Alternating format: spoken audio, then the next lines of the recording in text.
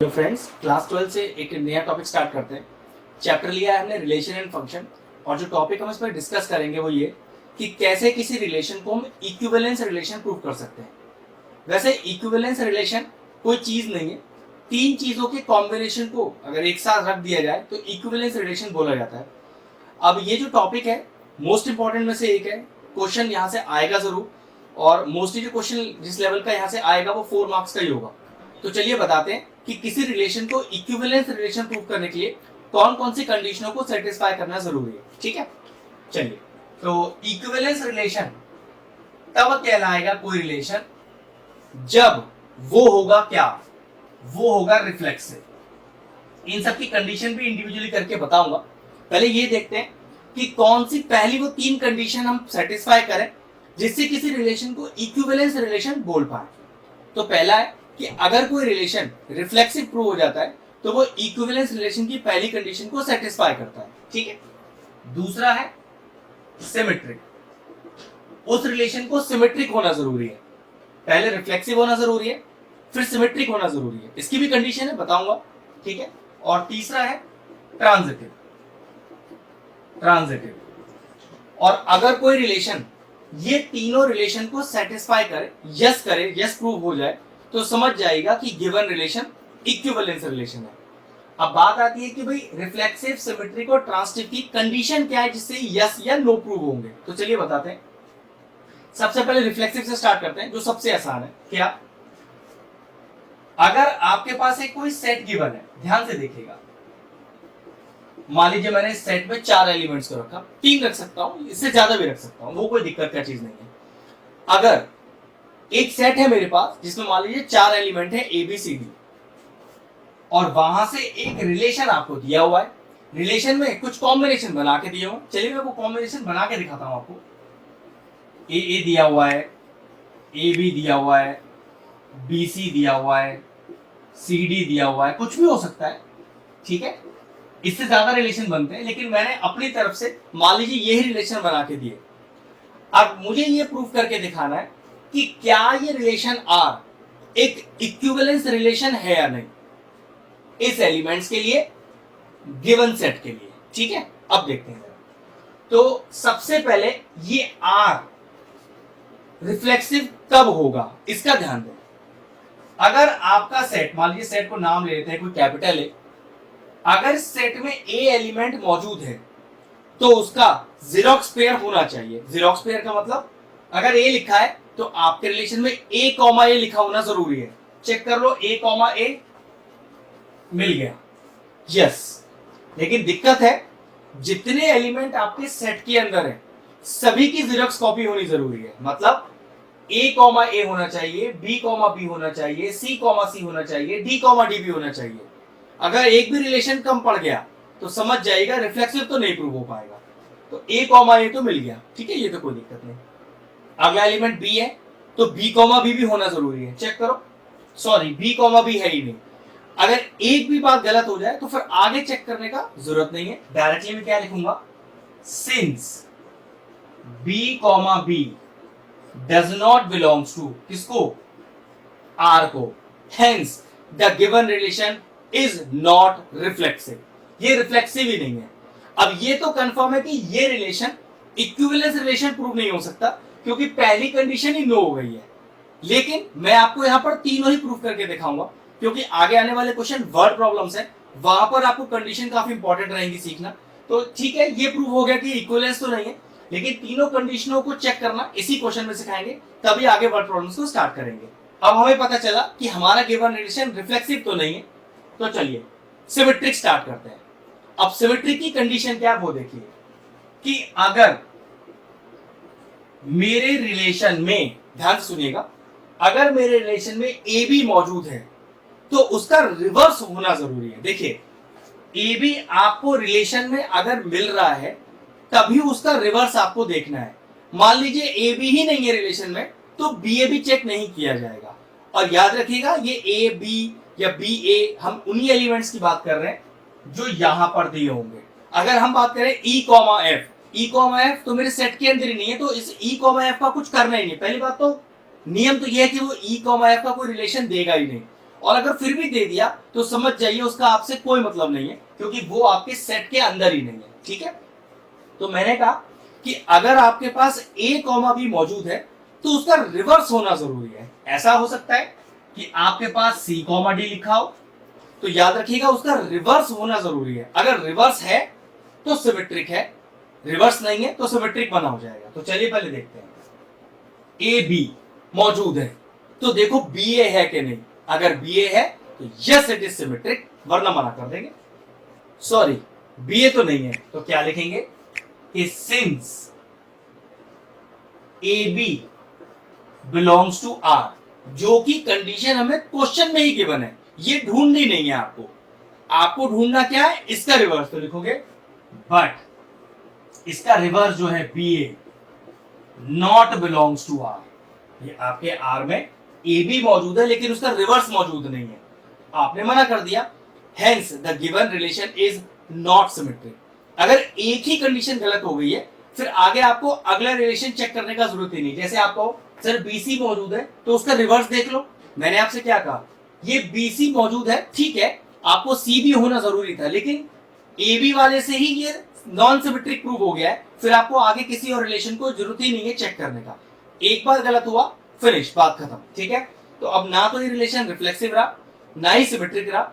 अब बढ़ते हैं ट्रांसिटिव की तरफ, देखते हैं ट्रांसिटिव की कंडीशन क्या है। जिस तरह से सिमेट्रिक में ए बी का होना जरूरी था जिससे उसका रिवर्स मिल पाए, रिवर्स मिल जाएगा तो सिमेट्रिक कहलाएगा, वरना नहीं कहलाएगा।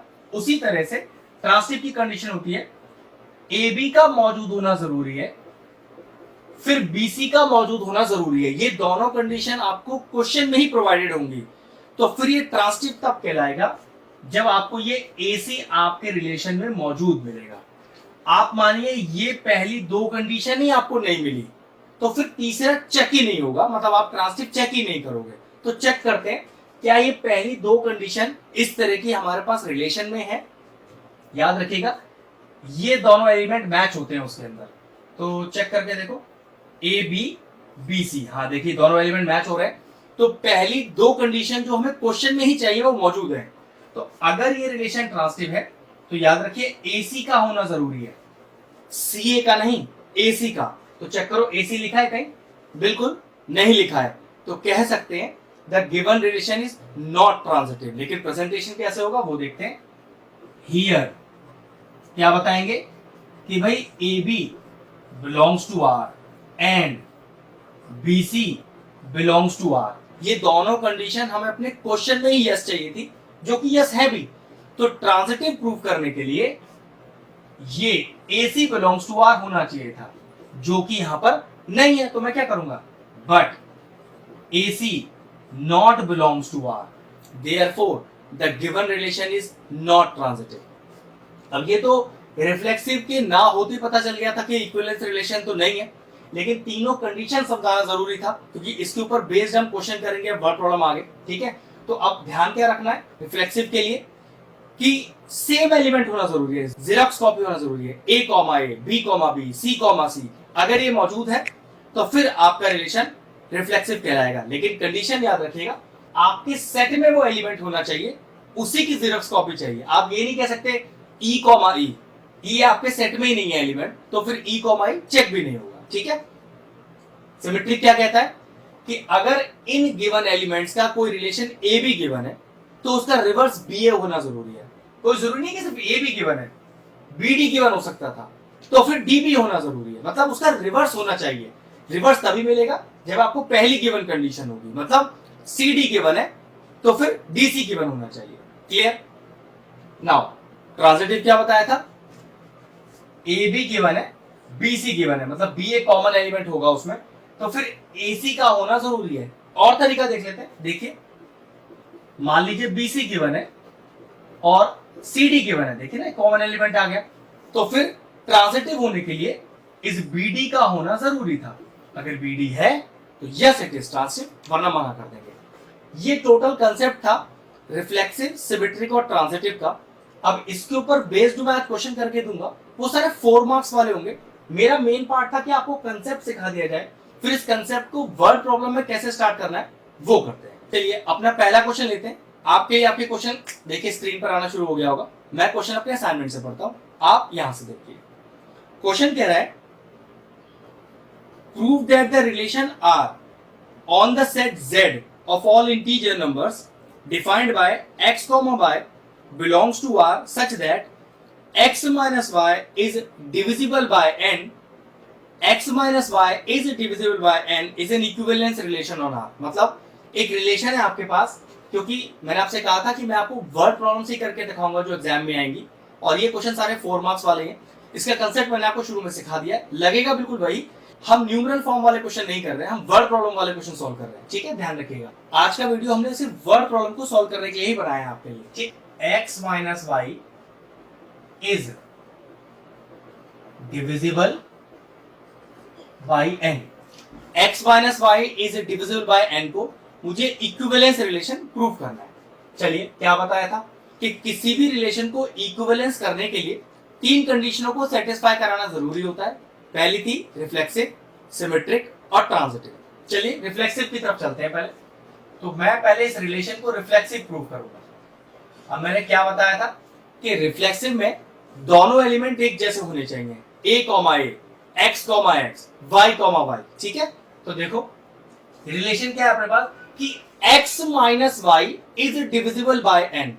तो याद रखिएगा दोनों लेटर एक जैसे होने चाहिए, कभी तो जीरोक्स कहलाएंगी। तो क्या लिखना है आपने को, x minus x is divisible by n। याद रखिएगा दोनों लेटर एक जैसे चाहिए ना, तो मैंने x minus x is divisible by n लिख दिया। लेटर x था, जीरोक्स चाहिए तो y को भी x बना लिया। अब चेक करके देखो, x minus x is zero, is zero divisible by n। तो ऑब्वियस सी बात यस है कि जीरो तो हर नंबर से डिवाइड हो सकता है, तो yes the relation r is reflexive. बस प्रूव हो गया, और कुछ नहीं करना था। तो लिखेंगे yes relation r is reflexive. Yes कि यहां पर x माइनस एक्स हमेशा डिविजिबल बाय n होगा। अब आप कहोगे सर कोई वैल्यू डाल के देखो, तो देखो क्वेश्चन में हमें क्या दिया हुआ है कि ये जो x और y है किसको बिलोंग कर रहे हैं, किसी भी इंटीग्रल वैल्यू को। तो आप ये खुद भी जज कर सकते हो, आप यहाँ पे कोई भी इंटीग्रल वैल्यू रख लो, 4, 5, 6, माइनस में रखना चाहो माइनस में रख लो। 4 रखा मैंने x में, तो 4 में से 4 ही माइनस होगा, तो 4 minus 4 is 0, 0 is always divisible by n। तो जी हाँ प्रूव हो गया, तो हो गया काम अपना। Therefore the yes the relation R is reflexive for all x and y belongs to z। अब आप ये भी कह सकते थे कि सर आप रिफ्लेक्सिव प्रूव करें तो y क्यों लिख दिया, तो यहाँ x बिलोंग्स टू z भी लिख सकते हो, ठीक है, क्योंकि क्वेश्चन में x और y थे तो यहाँ मैंने x y लिख दिया है। आप चाहो तो इसको हटाकर x बिलोंग्स टू z, क्योंकि यहाँ दोनों लेटर हमने x ले रखे हैं, तो ये लीजिए रिफ्लेक्सिव प्रूव हो गया। नेक्स्ट चलते हैं सिमेट्रिक की तरफ। अब सिमेट्रिक में मैंने आपको क्या बताया था कि अगर a कॉमा b मौजूद है तो उसका रिवर्स होना हमारे लिए जरूरी है। तो हमारे लिए यहाँ पर स्टेटमेंट में a कॉमा b क्या चीज है, तो याद रखिए ये स्टेटमेंट ही मेरी a कॉमा b है। वो कैसे, वो देखते हैं। x minus y is divisible by n, ये गिवन कंडीशन है, मुझे इसका रिवर्स प्रूव करना है। तो अगर x minus y is divisible by n, तो ये सिमेट्रिक तब होगा जब मैं ये प्रूव कर दूंगा कि y minus x is divisible by n। तो चलो देखो कैसे। If x minus y is divisible by n, एक चेक करो, इज डिविजिबल बाय का अगर सिंबल हटा के मैं एक इक्वल टू को इंट्रोड्यूस करूं तो क्या करना पड़ता है, देखिए ना, x minus y is equal to k times n। तो मुझे क्या करना पड़ता है, एक कांस्टेंट को इंट्रोड्यूस करना होता है। अब वो कांस्टेंट k की जगह आप जो लेटर चाहो वो लिख सकते हो, वो कोई दिक्कत नहीं है, ठीक है। तो x minus y is divisible by n को इज डिविजिबल बाय का सिंबल हटा के अगर मुझे इक्वल टू लगाना है तो एक कांस्टेंट को यहां मैंने इंट्रोड्यूस किया, ठीक है। Make it equation 1। ये तो गिवन वाली कंडीशन है कि a comma b belongs to r, मुझे तो इसका रिवर्स प्रूफ करना है। यस, तो चेक करो, अगर x minus y is equal to k n है तो इसका रिवर्स, तो चेक करना, y minus x is equal to k n, ठीक है, इसमें तो कोई गलती नहीं है। आप कहोगे कि सर x माइनस वाई तो n को डिवाइड करता है, उसका रिवर्स कैसे n को डिवाइड करेगा, मुझे कैसे पता। तो भाई देखो ध्यान से, अगर इस y माइनस एक्स को ऐसे नहीं लिख सकता, माइनस बाहर लेकर कुछ इस तरह से minus of x minus y equal to k n, हाँ बिल्कुल लिख सकता हूं। तो चेक करो, तो एक्स माइनस वाई तो डिविजल बाय एन था ही, तो क्या minus of x minus y भी डिविजल बाय एन होगा? ऐसे समझो कि अगर 4 2 से डिवाइड हो जाता है तो क्या माइनस 4 भी 2 से डिवाइड होगा? तो जवाब तो हाँ ही होगा। तो समझो कि अगर x माइनस वाई एन से डिवाइड हो जाता है तो क्या माइनस का x माइनस वाई एन से डिवाइड होगा? ऑब्वियस सी बात। यहां चेक करो ना कि अगर 4 2 से डिवाइड होता है तो क्या माइनस 4 2 से डिवाइड होगा? यस होगा आंसर। तो आंसर यहां पर भी यस होगा। तो इसका मतलब क्या हुआ? Yes, relation R is symmetric for all x, y belongs to z। बात समझ में आया? चलिए एक बार फिर से बताया था। क्या नियम सीखा था सिमेट्री के लिए कि अगर a b belongs to R है तो reverse b a belongs to R होना चाहिए। लेकिन वो तो न्यूमेरिकल वैल्यू की फॉर्म में क्वेश्चन था। यहां तो स्टेटमेंट है। क्या स्टेटमेंट है? कि x माइनस वाई एन से डिवाइड होता है, ये बात तो गिवन है। तो उसको मैंने ए बी वाले की तरह यूज कर लिया कि x minus y is divisible by n. मुझे तो उसका रिवर्स यस प्रूव करना है। तो देखो मैंने क्या किया, पहले इस डिविजिबिलिटी सिंबल को हटाया, इक्वल टू को लगाया और एक कांस्टेंट को इंट्रोड्यूस किया। ये फिजिक्स का नियम है, बता देता हूं। अगर a डायरेक्टली प्रोपोर्शनल है b के तो इस प्रोपोर्शनैलिटी सिंबल को हटाने के लिए एक इक्वल टू लगाया जाता है, और जैसे ही इक्वल टू आएगा तो एक कांस्टेंट हमेशा साथ में आएगा। अब ये डायरेक्टली प्रोपोर्शनल हो, डिविजिबिलिटी का साइन हो, कुछ भी हो सकता है, नियम चेंज नहीं होगा। तो वही मैंने तरीका यहां लगाया। अब मैंने क्या किया, मुझे क्या प्रूफ करना था? मुझे तो इसका रिवर्स प्रूफ करना था। तो मैंने लिखा y minus x is equal to k n. अब दिक्कत है भाई, अगर x minus y k n को डिवाइड करता है ये तो मुझे पता है, तो y माइनस एक्स करेगा ये मुझे कैसे पता चला? तो मैंने कुछ नहीं किया, मैंने x माइनस कॉमन लेकर x माइनस वाई लिख दिया, वापस रिवर्स कर दिया। लेकिन ये बात तो मुझे पता है कि x माइनस वाई तो n से डिवाइड होता है, तो क्या minus of x minus y होगा? बात वही। अगर 4 डिवाइड होता है 2 से तो क्या माइनस 4 डिवाइड होगा 2 से? तो बिल्कुल होगा। तो बिल्कुल यहां पर भी minus of x minus y divide by हो जाएगा n से। तो बस मेरा आर सिमेट्रिक प्रूव हो गया for all x and y belongs to z। तो रिफ्लेक्सिव के लिए यस हो गया, सिमेट्रिक के लिए यस हो गया। अब चेक करते हैं ट्रांसिटिव है कि नहीं। अब ट्रांसिटिव वाला केस सबसे इंपॉर्टेंट होता है। ठीक है आसान, मुश्किल तो बिल्कुल भी नहीं है। जैसे आपको शुरू में बताया हुआ है बिल्कुल उसी तरह से करेंगे।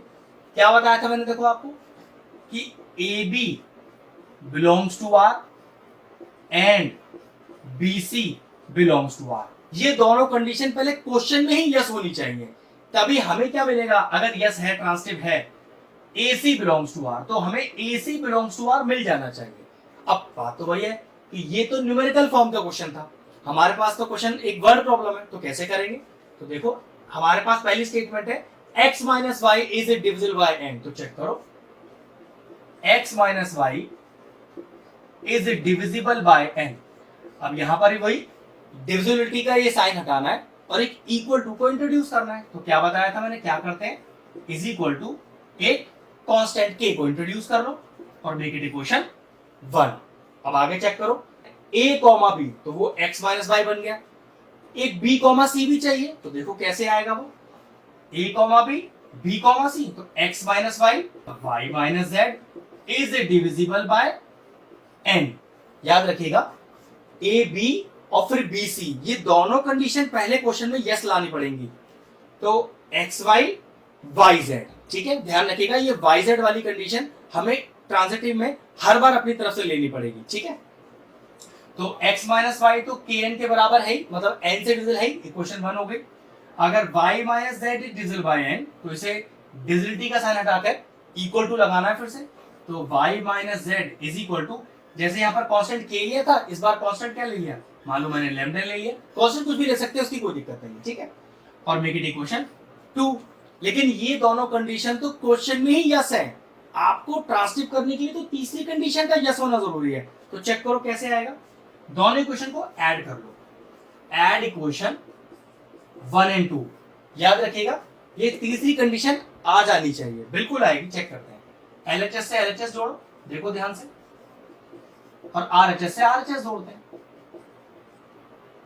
माइनस वाई से प्लस वाई चला गया, देखा क्या बचा, x minus z is equal to n common ले लें, k प्लस लैम्डा, मतलब n तो नीचे आ जाएगा। तो x minus z is divisible by n, मैंने प्रूव कर दिया। तो चेक करो, क्या मुझे यही प्रूव करना था? X y belongs to R, क्योंकि क्वेश्चन एक्स वाई की फॉर्म में है तो इसलिए चेंज करके दिखा रहा हूं। फिर y minus z belongs to R, तो ये दोनों कंडीशन तो मुझे क्वेश्चन में यस मिल गई। मुझे प्रूव करना था x minus z is belongs to R, अगर ट्रांसलेट प्रूव करना है तो देखो x minus z is belongs to R, क्योंकि वो बिलोंग्स टू आर मेरे लिए क्या है कि x minus z is divisible by n। इसका मतलब ये हुआ कि yes the given relation r is transitive. तो ये रिलेशन रिफ्लेक्सिव भी हो गया, सिमेट्रिक भी हो गया, ट्रांजिटिव भी हो गया। Hence the relation r is an equivalence relation. ठीक है, ये ट्रांजिटिव वाला केस फिर बता देता हूं। x minus y is divisible by n, ये गिवन कंडीशन है। तो यहां से मैंने डिविजिबिलिटी का साइन हटाकर एक इक्वल टू लेके आया, जिसकी वजह से मुझे कांस्टेंट को इंट्रोड्यूस किया। ये मैंने आपको समझा दिया, make it equation 1। A b वाला केस हो गया, अब बी सी वाला चाहिए जिसमें दोनों एलिमेंट कॉमन होते हैं। तो हमने भी देखो दोनों एलिमेंट कॉमन रखे, तो y minus z is divisible by n।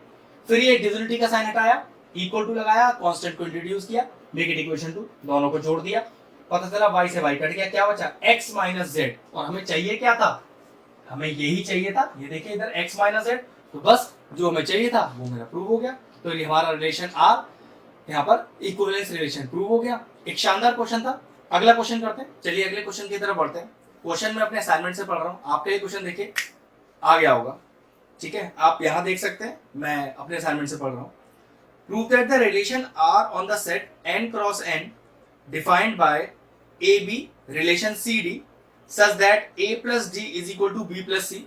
ये हमें रिलेशन दिया हुआ है, किस तरह से बताऊंगा आपको मैं। For all a comma B comma C comma D belongs to n cross n prove that it is an equivalence relation. चलिए मैं बताता हूं क्या क्वेश्चन है कि a comma B relation c comma d implies, क्या दिया हुआ है, a plus D is equal to B plus C. जरा ध्यान से देखिए कि ये रिलेशन दिया किस तरह से है। a प्लस डी, चेक करो, a plus d sum of the extremes is equal to b plus c sum of the mean. ठीक है, ये रिलेशन हमें गिवन है, याद रखिएगा। और इसी रिलेशन को मुझे इक्विवेलेंस रिलेशन प्रूव करना है। कहने का मतलब रिफ्लेक्सिव करना है, सिमेट्रिक करना है और ट्रांजिटिव करना है। जैसे मैंने आपको कहा ही था कि ये वीडियो हम आपको वर्ड प्रॉब्लम सिखाने के लिए बना रहे हैं, तो वेटेज 4 मार्क्स का ही है इसका भी। ठीक है, तो A B relation C D such that a plus D is equal to B plus C, इस रिलेशन को इक्विवेलेंस रिलेशन प्रूव करना है। अब दिक्कत क्या है इस क्वेश्चन में, हमने तो 2 वेरिएबल्स के लिए सीखा है, जबकि यहां तो टोटल वेरिएबल देखिए कितने, 1 2 3 4 ए बी सी डी। लेकिन समझो कि ये जो एक ब्रैकेट है ये पूरा एक वेरिएबल की तरह ट्रीट किया जाएगा और दूसरा ब्रैकेट दूसरे ब्रैकेट की तरह। ठीक है, तो अगर मैं इसमें प्रूव कर रहा हूं रिफ्लेक्सिव, ध्यान से समझिएगा, अगर मैं इसमें प्रूव कर रहा हूं रिफ्लेक्सिव, तो रिफ्लेक्सिव क्या कहता है, a comma A belongs to R, जो पहला लेटर है उसी का एग्जैक्ट जीरोक्स कॉपी होगा दूसरा। तो जरा चेक करना, अगर ये मेरे लिए पूरा एग्जैक्ट a है और ये पूरा मेरा b है, तो ये वाला जो a है इसी की एग्जैक्ट कॉपी। ध्यान से देखो, ए बी रिलेशन जो ये है एग्जैक्ट कार्बन कॉपी आ जाएगा इधर। लिखने का तरीका क्लियर हुआ। रिफ्लेक्सिव में जो पहला लेटर होगा वही दूसरा होगा, a कॉमा बी का मतलब रिफ्लेक्सिव के लिए a कॉमा a, जबकि यहां पर a में मेरे पास 2 लेटर है, तो ठीक है, उसके दूसरे में भी आपके पास 2 ही लेटर आएंगे। तो ये a रिलेशन a ही लिखा हुआ है, ठीक है, जिसमें a में 2 लेटर और दूसरे में भी 2 लेटर। अब रिलेशन किस तरह से हमको दिया हुआ है कि जो ये पार्ट है उसको इस तरह से लिखा जाएगा, और ये क्या पार्ट था कि the sum of the extreme is equal to sum of the mean. तो आप भी सम ऑफ द एक्सट्रीम कर दो, तो देखो सम ऑफ द एक्सट्रीम में क्या आ रहा है, a plus B is equal to sum of the mean. तो चेक करो, ये लिखा हुआ आ रहा है मेरे पास a plus B is equal to B plus ए। तो क्या a plus B B plus A के बराबर होता है? तो जवाब ऑब्वियस सी बात है, दोनों एक ही चीज तो लिखी है, और अगर एक ही चीज लिखी है तो हम कह सकते हैं yes the given relation is reflexive. Prove हो गया। फिर समझ लेते हैं, जिस तरह से a रिलेशन b होता है, यहां पहले a में 2 लेटर है, फिर यहां b में भी 2 लेटर है, लेकिन रिफ्लेक्सिव क्या कहता है, कि पहला लेटर ही दूसरी बार में रिपीट होता है, क्योंकि पहले केस में ही 2 लेटर है, तो उसी को मैंने रिपीट किया और रिलेशन दिया किस तरह से है, sum of the extremes is equal to sum of the mean, बिल्कुल वो यहां लगाया, sum of the extremes is equal to sum of the mean, तो a plus B is equal to B plus A, और a plus B is equal to B plus A, obviously बात yes है भाई, a plus B और b plus A एक ही चीज तो लिखी है, तो ये शो करता है कि yes the given relation R is reflexive, prove हो गया, बस लिख देंगे यस आर इज रिफ्लेक्सिव। ठीक, अब आते हैं सिमेट्रिक की तरफ। अब सिमेट्रिक वाला पार्ट थोड़ा सा यहां पर ट्विस्टेड है, वही थोड़ा समझने का पार्ट है। ट्रांजिटिव तो आपको एक बारी में समझ में आ जाएगा, लेकिन सिमेट्रिक में थोड़ा सा दिमाग लगाना है। अब सिमेट्रिक क्या कहता है कि अगर a b belongs to R, जो कि क्वेश्चन में गिवन है, पहले से ही प्रूव्ड क्वांटिटी है कि a b belongs to R, तो सिमेट्रिक कहता है भाई इसका रिवर्स मतलब b a belongs to R होना चाहिए। अब क्वेश्चन में एक प्रॉब्लम है, यहां 2 लेटर तो है नहीं, 4 लेटर है, तो कोई प्रॉब्लम नहीं, करने का तरीका तो बिल्कुल वही होगा। ध्यान से देखिए, a B relation C d, और मैंने क्या कहा था शुरू में, सिमेट्रिक का जो पहला केस होता है वो क्वेश्चन में ही हमें यस करके दिया होता है, तो उससे तो घबराने की जरूरत नहीं है, आपको उसका रिवर्स यस प्रूव करना है। तो देखो कैसे आएगा, पहले गिवन केस लिखते हैं, ए रिलेशन बी, जो कि ए बी और सी डी की फॉर्म में है, और ये रिलेशन किस तरह से दिया हुआ है, sum of the extreme is equal to sum of the mean, तो करो sum of the extreme, A plus D is equal to B plus C. अब ये तो यस वाला केस पहले से है, तो क्वेश्चन में ही गिवन है एक तरह से, सिमेट्रिक के लिए इसका रिवर्स यस प्रूव करना है। अब समझने वाली बात क्या है वो देखते हैं, क्योंकि हमें पहले ही पता है कि इसका रिवर्स मेरा आंसर है, तो सोचो मेरा आंसर क्या आना चाहिए, मेरा आंसर आना चाहिए c D relation A B, भाई यही तो रिवर्स होगा।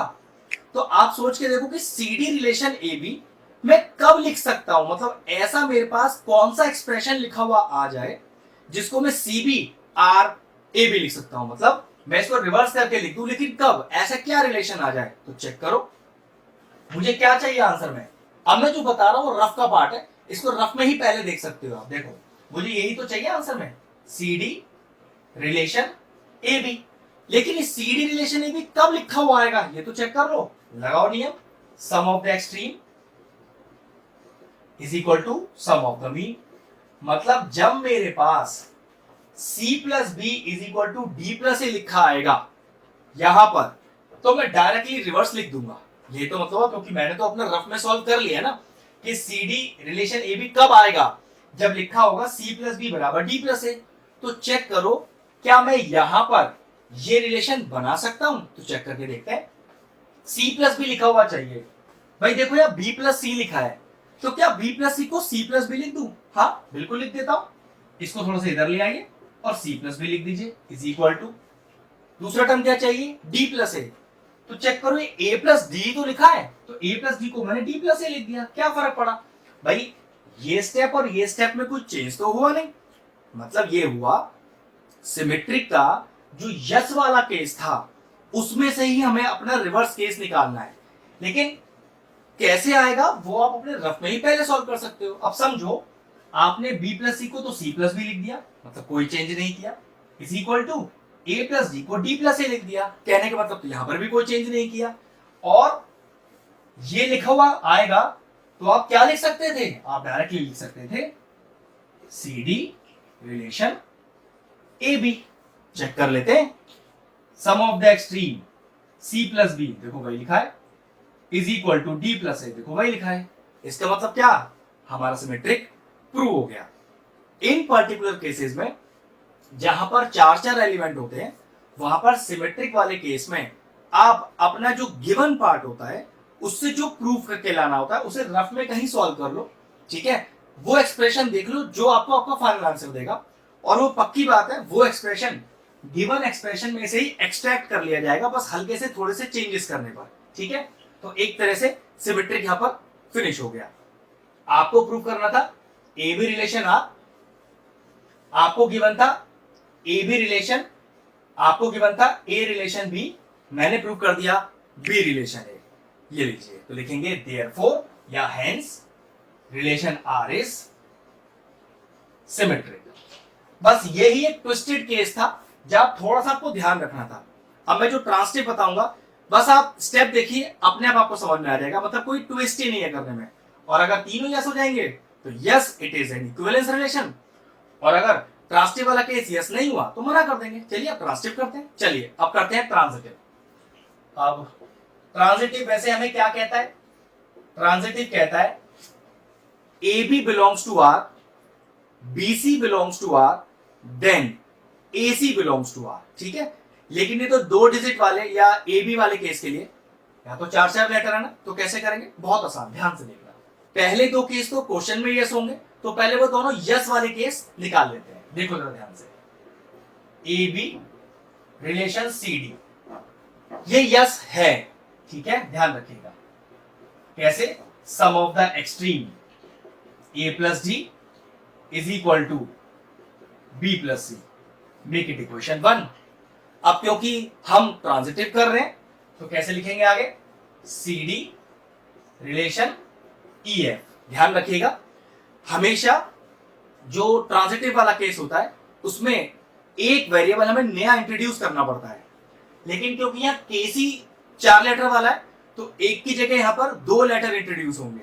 अगर ये केस होता ए रिलेशन बी और बी रिलेशन सी, तो सी इंट्रोड्यूस हो गया।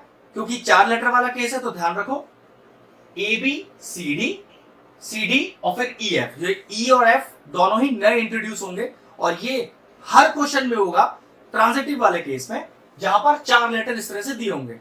मैं जो अगला क्वेश्चन आपको करके दिखाऊंगा वो भी इसी लेवल का वर्ड प्रॉब्लम 4 नंबर वाला है, तो उसमें भी मैं इसी तरह के स्टेप्स को यूज करूंगा, तो आपको और बेहतर क्लियर हो जाएगा। मैं ये तरीका इस क्वेश्चन के लिए नहीं, इस टाइप के हर क्वेश्चन के लिए अप्लाई कर सकता हूं। ध्यान रखिएगा, ट्रांजिटिव में एक नया लेटर इंट्रोड्यूस करना है, क्योंकि यहाँ 2 लेटर का खेल नहीं चल रहा, इसलिए मुझे एक नहीं 2 लेटर को इंट्रोड्यूस करना पड़ेगा। ए बी के साथ सी डी, तो सी डी के साथ ई एफ। ठीक है, नियम वही लगाइए, sum of the extreme C plus F is equal to sum of the mean, और मेक इट इक्वेशन 2। अब सोचो हमारा आंसर क्या चाहिए अपने को? A relation B, B relation C, तो हमें यही चाहिए होता है अपने आंसर में। अब भी यही चाहिए, बस 4 लेटर वाला केस है। तो देखो A B relation C D relation E F, तो अपने को आंसर में चाहिए A B relation E F. बड़े आसानी से आएगा, देखो add equation 1 and 2, add equation 1 and 2, तो एलएचएस को एलएचएस से जोड़ो, आरएचएस को आरएचएस से जोड़ो। A plus D plus C plus F, B plus C plus D plus E. Check करो कुछ टर्म्स कैंसिल आउट हो रहे हैं, तो चेक कर लेते हैं। सी से सी कैंसिल हो गया और डी से डी कैंसिल हो गया। हमारे पास लिखा हुआ है A plus F is equal to B plus E. A plus F is equal to B plus E क्या डिनोट कर रहा है? चलो चेक कर लेते हैं। हमें अपने आंसर में A B relation E F लिखा हुआ चाहिए, लेकिन सोचो ये A B relation E F कब लिखा आएगा? अगर आपके पास लिखा होगा सम ऑफ द एक्सट्रीम करो, A plus F is equal to B plus E, अगर ये लिखा हुआ आ जाए तो आप डायरेक्टली अपना ये आंसर लिख सकते हो। ए प्लस एफ देखो लिखा आ चुका है, बी प्लस ई देखो लिखा आ चुका है। ये रफ का पार्ट है, इसको आपको पेपर में नहीं दिखाना, लेकिन आप खुद चेक कर सकते हो क्या वो एक्सप्रेशन लिखा हुआ आ गया जिससे मुझे अपना फाइनल आंसर लिखना है। तो जवाब है यस, बिल्कुल आ गया। तो क्या लिख दूं डायरेक्ट यहां पर? A B relation E F, hence relation R is transitive. तो ये लीजिए, रिलेशन ट्रांजिटिव भी प्रूव हो गया। क्या लिखना है? Since the relation satisfy all the 3 relations, कौन कौन से? Reflexive, symmetric and transitive, therefore the given relation R is an equivalence relation. ये लीजिए, क्वेश्चन प्रूव हो गया। बस ध्यान रखना 4 लेटर के लिए क्वेश्चन है, तो शुरू में हल्का सा प्रैक्टिस चाहिए। करने का तरीका बिल्कुल सेम है जैसे पीछे वाले क्वेश्चनों में हमने आपको समझाया या जो बेसिक कराया था। लेटर 2 नहीं लेटर 4 है, तो थोड़े बहुत चेंजेस तो करने ही पड़ेंगे। अब मैं जो आपको अगला क्वेश्चन करा रहा हूं बिल्कुल इसी लेवल का 4 लेटर वाला ही क्वेश्चन है, उससे आपको कंसेप्ट और बेहतर क्लियर हो जाएगा। चलिए वही क्वेश्चन करते हैं, अपना अगला क्वेश्चन स्टार्ट करते हैं। आपके लिए क्वेश्चन देखिए स्क्रीन पर आ गया होगा, ठीक है। मैं क्वेश्चन अपने असाइनमेंट से पढ़ता हूँ। क्वेश्चन का लेवल वही है, 4 लेटर वाला क्वेश्चन है, लेकिन करने का थोड़ा सा स्लाइड चेंज है, वो देखते हैं कैसे। पहले क्वेश्चन पढ़ के दिखाता हूं। Let n be the set of all natural numbers and r be the relation in n cross n defined by, देखिए डिफाइन किस तरह से किया हुआ है, a comma b relation c comma d implies, क्या इंप्लाई करता है, AD is equal to BC, ये रिलेशन है। देखो AD product of the extreme is equal to BC product of the mean. पिछले वाला क्वेश्चन क्या था, sum of the extremes is equal to sum of the mean, हल्का सा स्लाइड चेंज हो गया, product of the extremes is equal to product of the mean. करने का कंसेप्ट लॉजिक बिल्कुल एग्जैक्ट सेम है, छोटा सा स्लाइड चेंज बताऊंगा कहां पर, वरना आपको क्वेश्चन बिल्कुल सेम लगेगा जैसे आपने पीछे वाला क्वेश्चन किया है। ठीक है, चलिए स्टार्ट करते हैं। तो इसे गिवन रिलेशन को इक्विवेलेंस प्रूव करना है, जिसमें 4 लेटर का फिर से यूज है। पिछली बार सम था, इस बार प्रोडक्ट है। चलिए स्टार्ट करते हैं। सबसे पहले क्या करें, सबसे पहले हमें करना है रिफ्लेक्सिव। अब मैंने क्या बताया था पीछे वाले क्वेश्चन को अगर ध्यान से देखा जाए, रिफ्लेक्सिव होता है a comma a belongs to r, मतलब जो पहला लेटर है एग्जैक्टली कार्बन कॉपी दूसरा लेटर है, लेकिन यहाँ पहले लेटर में तो 2 एलिमेंट है तो कोई दिक्कत नहीं, दूसरे में भी 2 ही एलिमेंट होंगे लेकिन सेम यही, तो कैसे, A B relation A B, और किसके इंप्लाइज आएगा, ये क्या नियम है, product of the extreme is equal to product of the mean. तो आप भी कर लो, प्रोडक्ट ऑफ द एक्सट्रीम, देखिए क्या आ रहा है, ए बी आ रहा है, is equal to product of the mean, B आ रहा है। तो क्या A B is equal to B A B और बी ए बराबर ही तो होते हैं, इसका मतलब क्या हुआ कि yes the given relation R is reflexive. बस लिख दीजिए रिलेशन आर इज रिफ्लेक्सिव। ठीक है, प्रूव हो गया। आसान सा होता है, रिफ्लेक्सिव वाला पार्ट भी मुश्किल नहीं होता। दिक्कत होता है सिमेट्रिक वाले पार्ट में, क्योंकि वो आपको रफ में पहले सॉल्व करके देखना पड़ता है कि जिस तरह का एक्सप्रेशन आपको चाहिए उसमें एक्सप्रेशन क्या लिखा हो। ठीक है, फिर से बताऊंगा। चलिए सिमेट्रिक की बात करते हैं।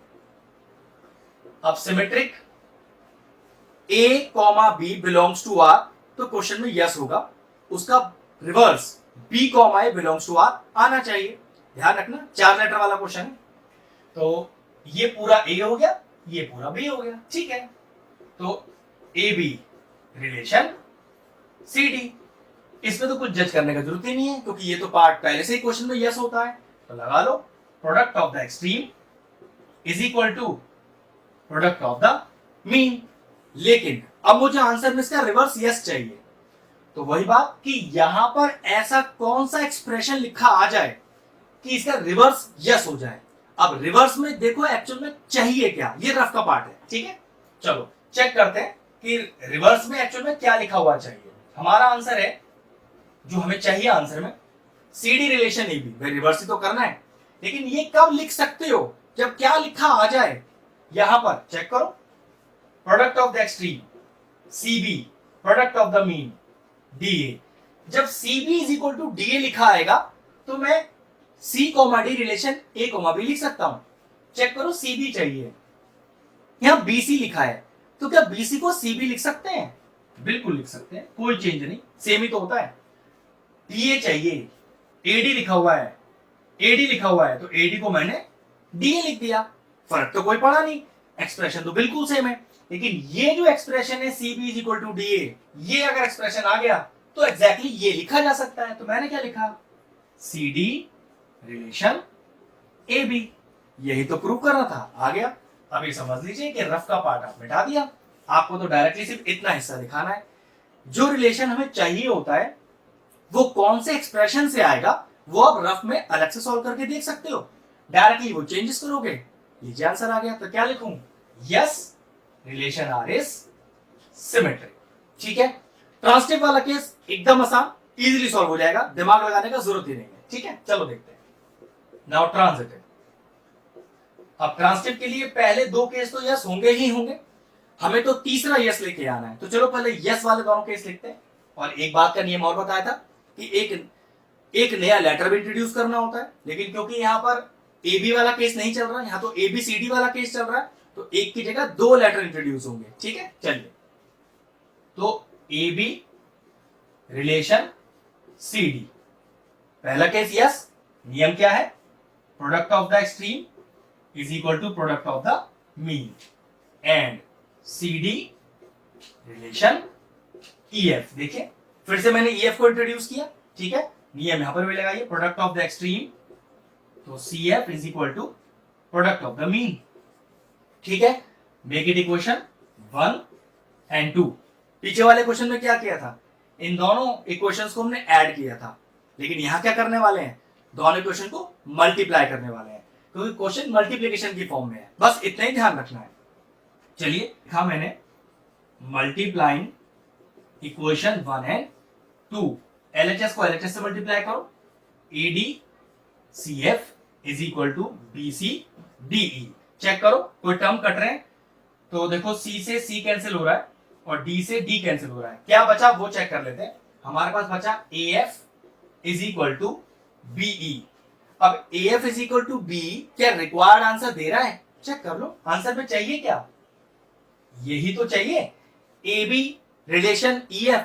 और ये AB रिलेशन EF कब लिखा आ सकता है, चेक कर लो कि AB रिलेशन EF कब लिखा आ सकता है, प्रोडक्ट ऑफ द एक्सट्रीम करो AF और मीन करो product, AF is equal to B लिखा आ गया तो मैं अपना आंसर लिख सकता हूं। तो चेक करो AF इक्वल टू B तो आ गया लिखा हुआ, तो डायरेक्टली क्या लिख दूं, AB रिलेशन EF। ये लीजिए ट्रांसिटिव भी प्रूव हो गया, लिख दीजिएगा the relation R is transitive, क्योंकि इस रिलेशन ने भी तीनों कंडीशन रिफ्लेक्सिव, सिमेट्रिक और ट्रांसिटिव तीनों को इसने सेटिस्फाई किया है, hence the given relation R is an equivalence relation. तो ये दो क्वेश्चन ऐसे थे जो वर्ड प्रॉब्लम वाले थे, शानदार क्वेश्चन 4 मार्क्स में। क्वेश्चन का लेवल बिल्कुल एक ही जैसा था, एक में सम वाला केस था, एक में प्रोडक्ट वाला। मेरा मेन पर्पस जो इस वीडियो को बनाना था कि आप 4 लेटर वाले क्वेश्चनों को रिफ्लेक्सिव, सिमेट्रिक, ट्रांसिटिव कैसे करो वो मैं आपको आसान बना सकूं। मेरे हिसाब से कंसेप्ट मैंने अच्छे से आपको सिखा दिया है, तो वीडियो फिनिश कर